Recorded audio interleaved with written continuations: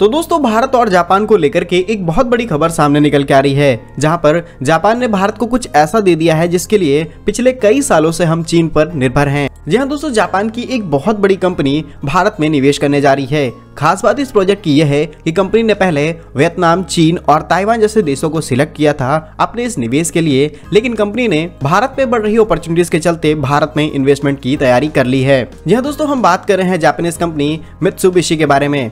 ये company already Bharat के अंदर काम कर रही है, लेकिन अब नई इन्वेस्टमेंट के साथ कुछ नए प्रोडक्ट्स का प्रोडक्शन करने जा रही है। रिपोर्ट्स के मुताबिक मित्सुबिशी इलेक्ट्रिक कॉर्पोरेशन कंपनी अपनी subsidiary company Mitsubishi electric India private limited के साथ लगभग 2.2 बिलियन भारतीय रुपए यानी कि 227 मिलियन डॉलर का निवेश करेगी और इस निवेश की मदद से कंपनी भारत के अंदर अपनी 2 नई यूनिट्स की स्थापना करेगी।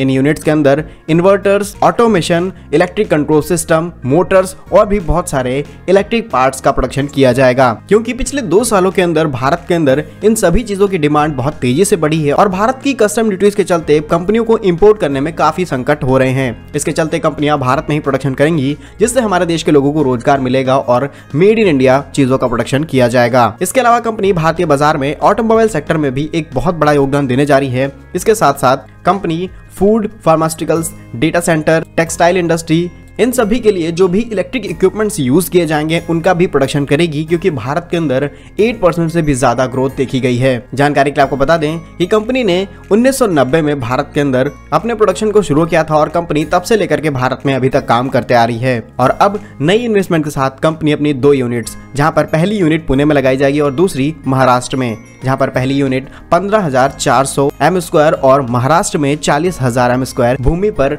अपनी इन यूनिट की स्थापना करेगी। कंपनी का कहना है कि वो भारत सरकार के द्वारा चलाए जा रहे मेक इन इंडिया मिशन के तहत प्रोडक्शन करेगी और जितना भी रॉ मटेरियल का यूज होगा वो भारतीय कंपनियों से लिया जाएगा।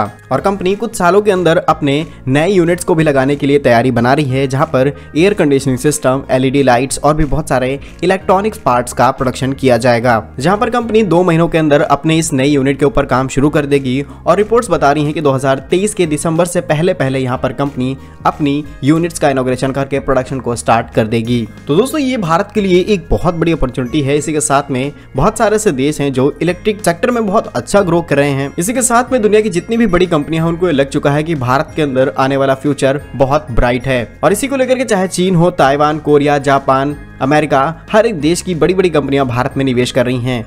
आपकी इसके बारे में क्या राय है कमेंट सेक्शन में जरूर लिखिएगा। भारत के ऐसे ही यूजफुल एंड इन्फॉर्मेटिव वीडियोस पाने के लिए आप हमारे YouTube चैनल को सब्सक्राइब जरूर कर लीजिए।